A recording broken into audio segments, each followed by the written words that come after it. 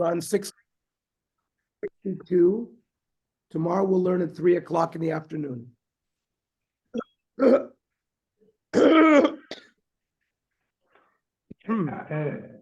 do you know anything about Genawe? What about him? He hasn't been in this year for 2 weeks. I don't know anything. Wow. I'll find out. Call him. I'll find out. Bamedvar Mamorim, the Madlik Besoch Shalo, a person lights a fire in his own field. What daf again? 62. Samech Beis Amud Aleph. Madlik Besoch Shalo, v'halcha v'dolka b'toch shal chavero. He lit a fire on his property. The fire went to his neighbor.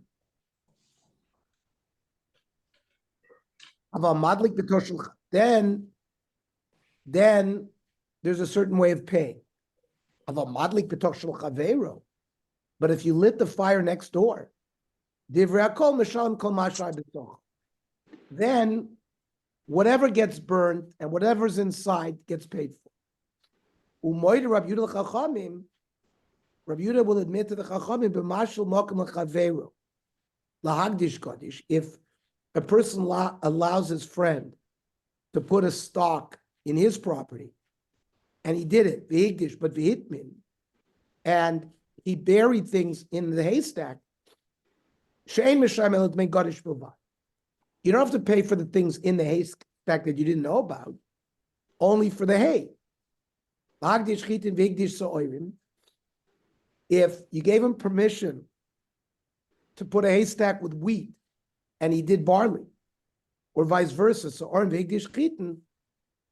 or chitin v'chipin b'sorin, you covered it with barley, or so'orin v'chipin b'chitin, then you pay the minimum amount. Because you didn't take responsibility of being shomer or anything else. Similarly, says Rava, Amar Rava, Hanoisen dinner zav leisha. Person gives a golden coin to his wife. V'amar la izari bashal kesef. He says, be careful with it, it's silver. And he's ikaso, and she damaged it. Mishalem is dinner zav. She has to pay the value of a golden coin. Mishum da'amar, because he can say to her, you shouldn't have damaged it no matter what it is. Now, Pashabo, if he was negligent, then Mishalem Mishal Kesef. Then all she has to do is pay as if it was silver. The Amrele, Nitirusa de Katzpa Kabili Alai. I only accepted the Achrayas for a silver coin. Nitirusa de Lavalo Kabilia. Amler of Mordechai Lavashi. Asum b'derava masnisun law.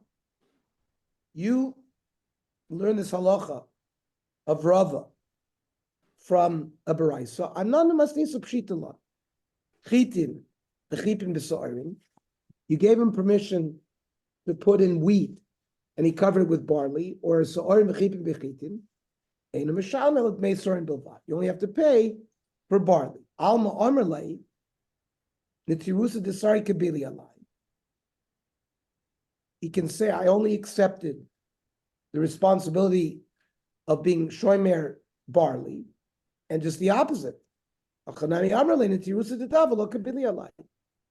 So similar, the wife can say, I never accepted responsibility to watch a golden coin. Amar Rav. Shamis Milsel Rav Yehuda. I heard that there was a halacha like Rav Yehuda. V'lo yadana mayi, I didn't know what it was. Omer Shmuel, v'lo yada abba may shmiele. What Rav didn't know what the halacha was. The Rav Yehuda de Mechayv al niskei tomen ba'esh. Rav Yehuda said that you're chayiv to pay for things that fire damaged, even if it was hidden. And therefore, asu takonas nigzal be'isho. They made a takona just by somebody who was stolen from. The person who was stolen from can swear, this is what the Gazan stole from me. And the Gazan has to pay. So according to Rabbi Yehuda, where you have to pay for things that were hidden in a haystack. Well, how do you know it was there? If the owner of the haystack swears that this and this was in the haystack, the guy who lit the fire has to pay based on what he swears.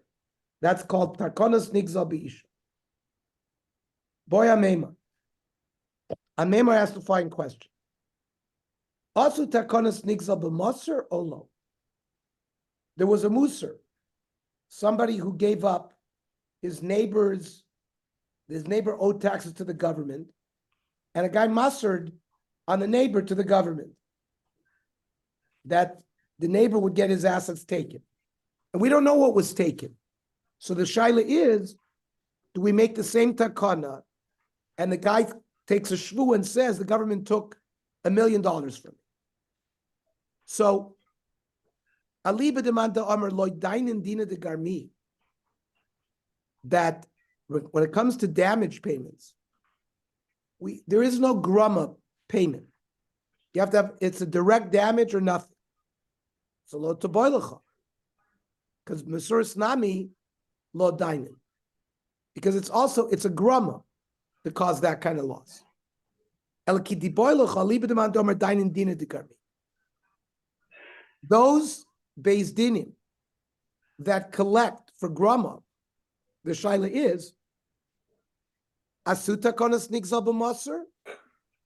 Did we make the same takona de mishtabe that the guy who had his stuff taken swears what was taken, b'shakil, and the guy who mastered him has to pay him, Allah.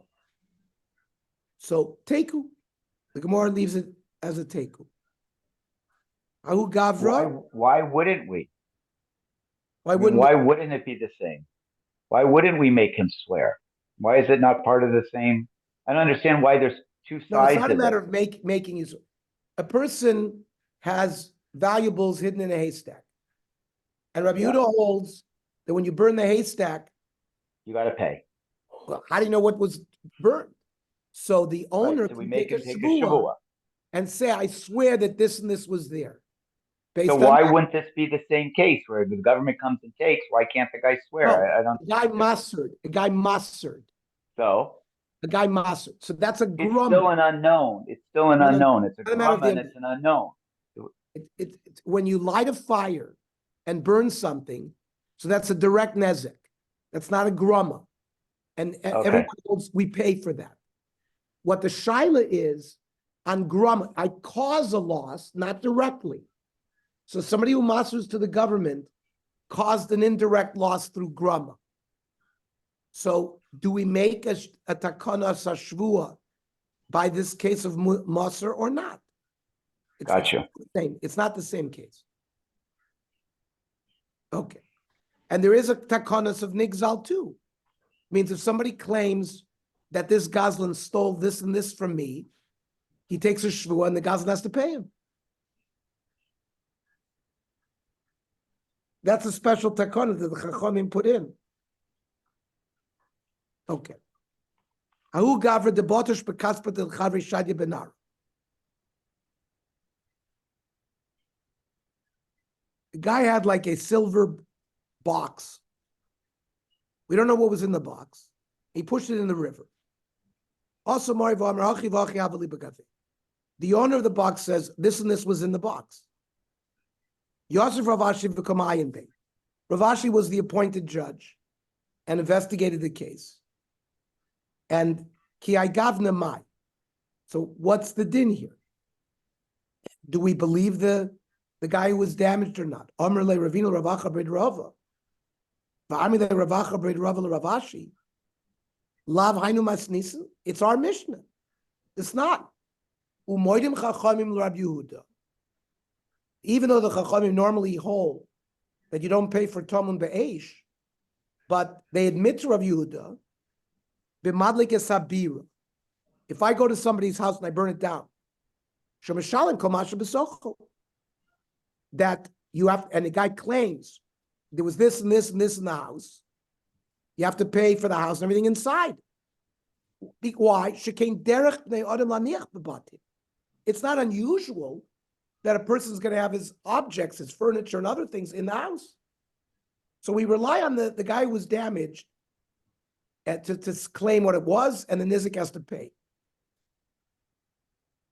So what's the din here when the guy threw this silver box in the river? Armalei Ravashi, Ida Katoin Zuzi. Okay. If the guy claims there was money in there, so Hachanami. I would agree. I would say that that's a claim that he could collect on. But Hachamay Eskinon, the Katoin Marganita, he claimed pearls were in there. Mimanchi Inish Marganita Bekaspasa.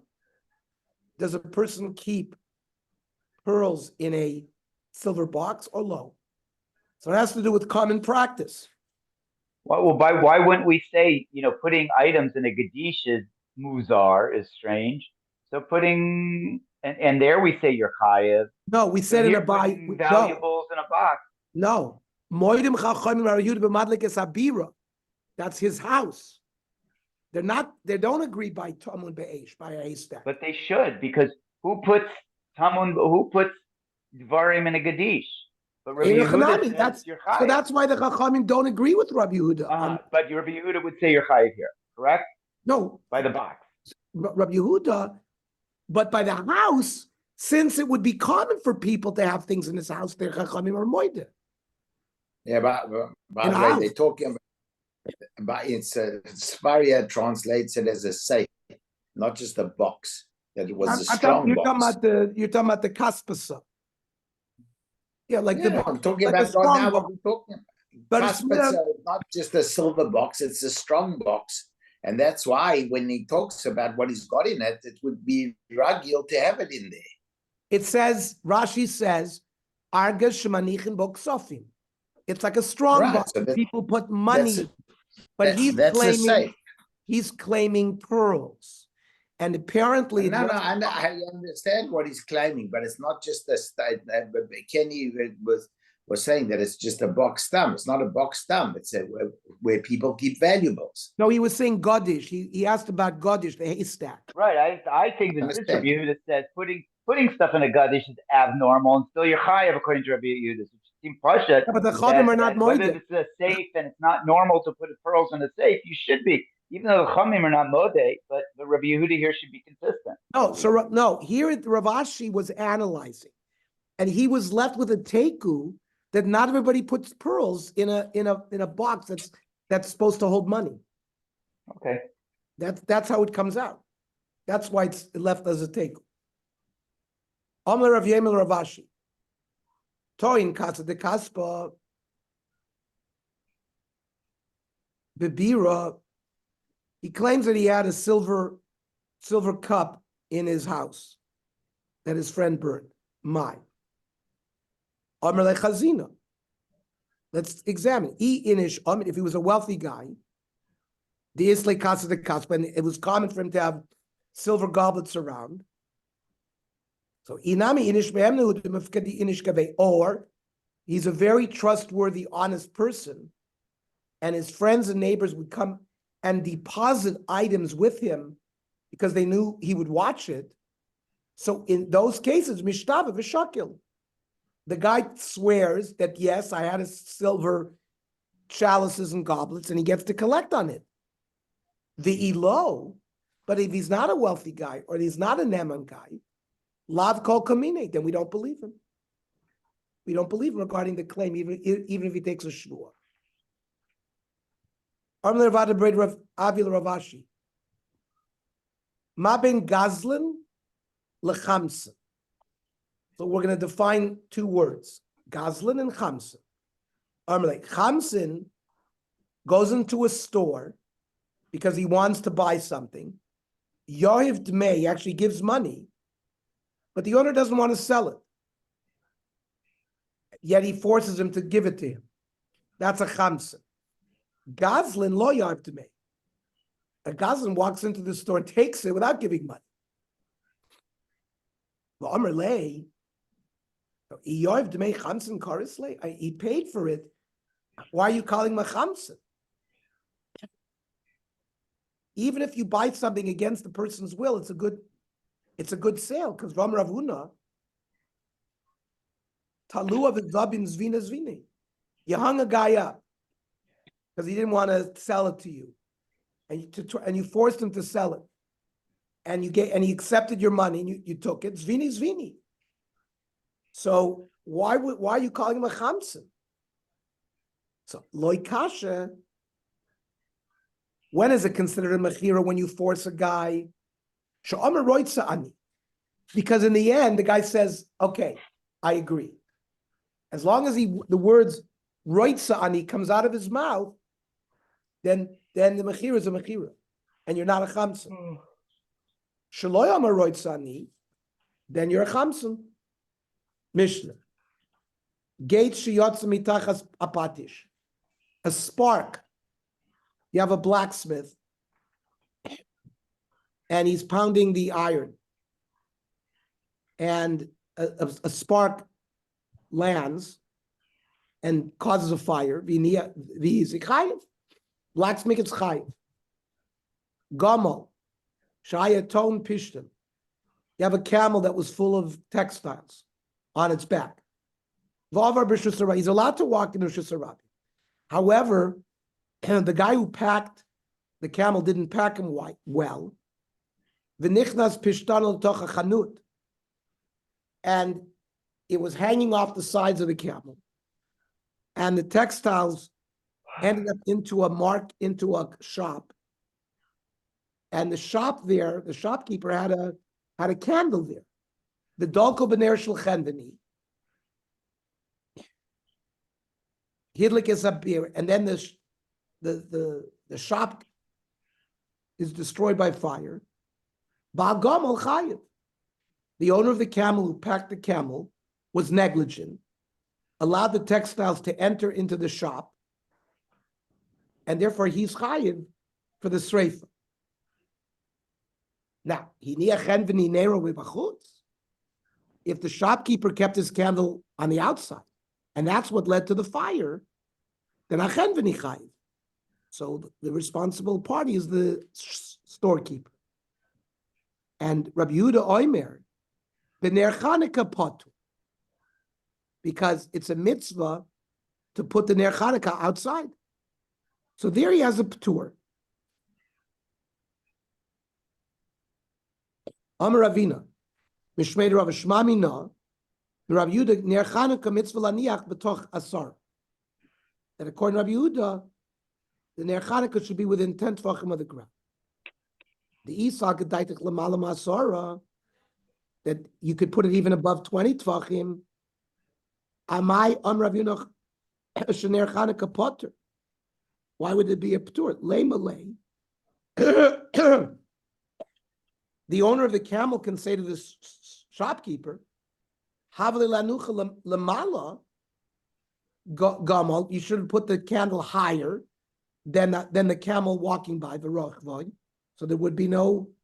But obviously, you got to put it within 10 tfachim, and that's why you're potter. And not higher. So Amri low. There's no proof from there.